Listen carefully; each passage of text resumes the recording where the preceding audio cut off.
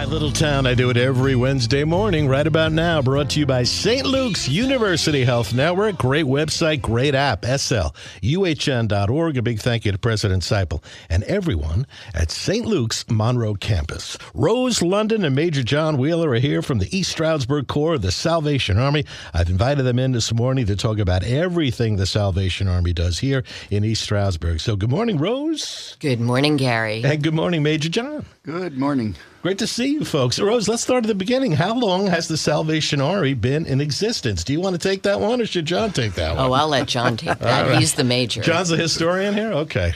The Salvation Army started in London, England in Yeah. 1865, but moved to the Poconos in the year 1900. Been That was- here 126 years. International organization, right? 134 countries. And the East Stroudsburg Corps has been around since how long now? 1900. What would you say is the mission of the Salvation Army?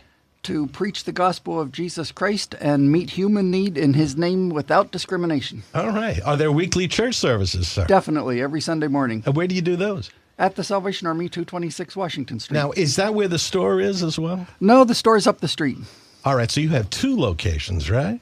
We do have two locations. The Salvation Army Thrift Store, which many of you may be familiar with, is just down the street on Washington Street. But the core, or what we call the Citadel, and our emergency programs are at 226 Washington Street. Now, you have social service feeding sessions, right? You do feedings? And talk to me about that. Emergency feeding programs Right. are one of the major programs that we have here in the Pocono Mountains. We have a 5-day-a-week soup kitchen, breakfast 6:30 to 8, and lunch 11 to 12. 5 days a week? 5 days a week with Chef Stephanie, and a major pantry and warehouse in which we rescue food, Gary, every morning, 5 days a week, and we hand that out at 11 o'clock. Did you say you rescue food? Is We that what you rescue said? That's food a very interesting way of saying it. from various supermarkets and food outlets like Sheetz and Gotcha. and Wawa. And then we have once a month a mass food distribution where you will go home with boxes and bags of non-perishables, but more importantly, fresh fruits and vegetables, protein and dairy. Now, people must line up for that, do they? Certainly do. The mass food distribution is an orderly distribution. Everyone gets a time to come and pull in. It's contactless. We put the food in your trunk. But every day at 11 o'clock, you can come to our facility and go away with food. On Washington Street. On Washington Street. Now, Rose, what's your story? How long have you been with the Salvation Army? I've been with the Salvation Army 10 years officially, 11 if you count my 1 year of volunteering. And it truly, truly gets into your heart and your soul, Gary. Why do you do it, Rose? Why are you associated with the Salvation Army? Well, I've worked all over the place, all over the world. And my goal was always to help people. And I have found no other organization that fulfills that need for me. As they say in the Army, one soul at a time. Where are you originally from? Oh, I grew up here in the Poconos. Oh, you did? Newfoundland, Pennsylvania, and then Marshalls Creek. East Stroudsburg, class of 1984. You have to know. You know you're from the Poconos when you pronounce it Newfoundland. That's right, not Newfoundland. And you don't say Newfoundland. It's like when you were in New York. It's not Houston Street.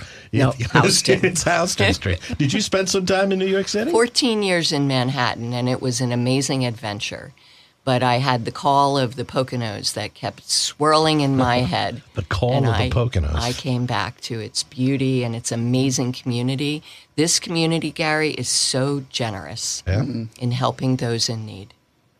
The clothing store that you run, it seems that it's how many floors, how much stuff do you have over there, John? It's a lot when I go in there. The thrift store is a 2-story building full of clothing and bric-a-brac. The earnings from that store actually go to the Men's Rehabilitation Center in Wilkes-Barre and pays for that program. Gotcha.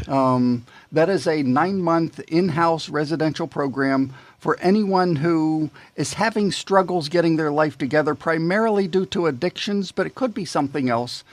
And the earnings from that store pay for that program so that it's totally free for the people in the program. You sell more than clothing. You mentioned bric-a-brac. What would that include? Bric-a-brac, dishes, glasses, small appliances.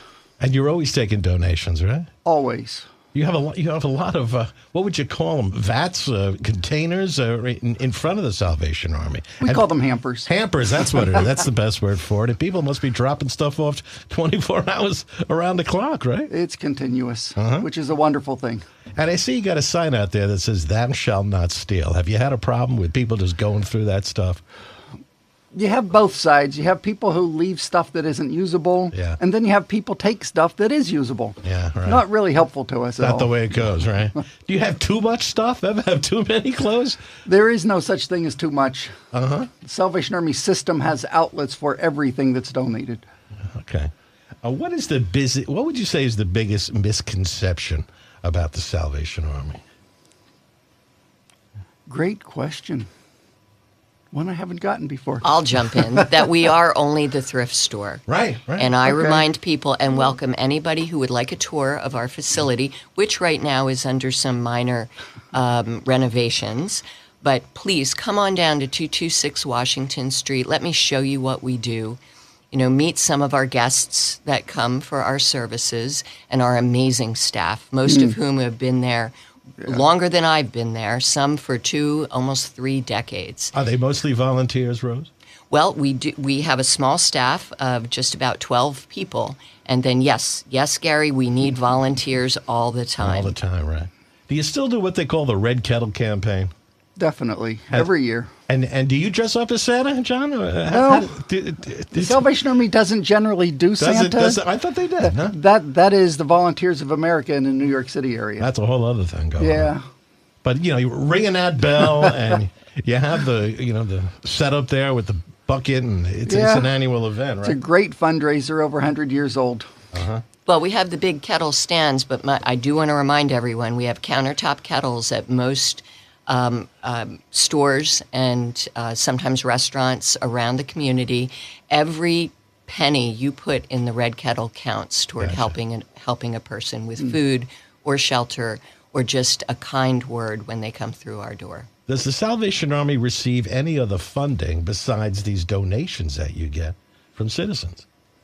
Anything from the government at all? Absolutely. We apply for money from private institutional donors like foundations, family foundations, and others. And we also do apply and in some cases receive government contracts. You do? Mainly for helping with feeding programs and some housing programs. You'll see in front of Washington Street sometimes big tractor trailers. Yeah. Those are government assistance donations through the Emergency Food Assistance Program. We receive, catalog, and then distribute sometimes cases and cases of food to other pantries as well as directly to people in need. Gotcha. John, talk to me a bit more about the history of the Salvation Army. How does John Lennon come into play? Tell me that story about Lennon when he was a kid. John Lennon lived in an area where there was a place called Strawberry Fields. Right. Strawberry Fields was a children's home that the Salvation Army ran in London. And for the most part, there weren't a lot of kids in the neighborhood. So John would sneak under the fence of Strawberry Fields to play with the kids at the children's home. Gotcha. Since then, that building has come down. A new building has gone up. But there's still that connection with John Lennon. What's the connection between donuts and the Salvation Army? There's a whole story there, isn't there? Donuts. During World War II, the Salvation Army went over primarily in France, and the ladies went over and used helmets to heat up oil, and they made donuts in these helmets to feed the guys on the front line. Is that right? And when the guys came home, they wanted donuts. So the Salvation Army kept making donuts, and from that, we now have donut places all over the place. Is that right? Are there still brass bands all around the world? Definitely. We have one here in East Stroudsburg. We do. Are you in the parades? The band hasn't been in the parade since I got here. It's all a right. scheduling issue. We were looking at July 4th, but again, most of our people are going to be out of town for the holiday. Gotcha. So unfortunately, the band can't do it here. But the band does do parades in many places. But that's been a hallmark of the Salvation Army since 100 years. Since the beginning. Right? The Salvation Army was a church without a pulpit, is what the founder called it. Church without a pulpit. We didn't have buildings. We didn't have pulpits. He did his church meetings in the streets. You can't take a church organ in the street, so they started using brass instruments, and that turned into brass bands. Gotcha. There's no connection between the Salvation Army and the United States military, is there? Not at all. Not at all. Except for our service to them. Gotcha. All right, let's take a quick commercial break. We are talking to Rose London and Major John Wheeler this morning on My Little Town, brought to you by St. Luke's University Health Network. Rose has brought in some talking points, and we want to talk about how you can get involved with volunteering for this organization as well on POCO 103. Now listen here. Gary Cee in the morning, POCO 103. Play that Journey song in just a minute. I've got Rose London and John Wheeler in with me this morning. We're talking about the Salvation Army on My Little Town, brought to you by St. Luke's University Health Network. Rose, talk to me about the events that the Salvation Army is doing here in the area this year. Well, we want to thank the community again for donating all the time. However, we do have 4 signature events in addition to the Red Kettle campaign, and we always need volunteers for each event. Coming up on June 24th, if you've golfed at some of the other golf tournaments and still want to compete, come to our June 24th Hideaway Hills Golf Tournament. On October 1st, we have our signature Harvest Festival and Auction, this year honoring Sonia Cole with the 11th Annual Ann and Joseph Farda Community Service Award. And if you want to come stuff a kettle for an hour and have a good time, on November 4th, we have our Red Kettle Kickoff Breakfast. Enjoy an amazing breakfast from Stroudsmore Country Inn and compete with your friends to stuff a kettle. And finally, December 4th, thanks to the Trapasso family, the 2026 Red Kettle Gala, honoring our beloved Don Seipel at St. Luke's University Sponsor Health here Network. of the program. I'm happy to hear that. And you're doing that at Tasaki. We do it at Tasaki. The Tasaki family and Vince, Charlie Lynn, and Dante Trapasso, as well as Kara, have been amazing hosts for over 10 years. Mm-hmm. And that's December 4th. December 4th. Now, talk to me about Ann and Joseph Farda. Who were they, and why is the Community Service Award named after them? Ann and Joseph Farda were some of the founding families of the tourism industry here in the Pocono Mountains. Is that right? They ran several different hotels, and the family, Tony and Tom and Joe and their sisters grew up here in the Poconos working at those resorts. And Ann and Joseph Farda loved the community, and they left money to help continue supporting the community in perpetuity. Gotcha. And you're going to be the Harry F. Lee Red Kettle Kickoff Breakfast. Major John, who was Harry F. Lee? Harry F. Lee is one of our advisory board members, a lawyer here in the Stroudsburgs. Brilliant man, wonderful, caring guy who wanted to raise some money to help push the kettle campaign a little bit. Mm-hmm. But he didn't want a standard, boring fundraiser with a rubber chicken dinner. That's his description. Rubber chicken dinner. That's a So he came up with this breakfast concept where it's a good breakfast and a very quick 3-minute stuff the kettle campaign. Last year we raised almost $75,000 in just those 3 minutes. That's a lot of dough. It was a good day. All right, and that'll be on November 4th of this year. And we partner with exciting. ESU. We have ESU cheerleaders, the ESU mascot. It's really a fun, amazing competition.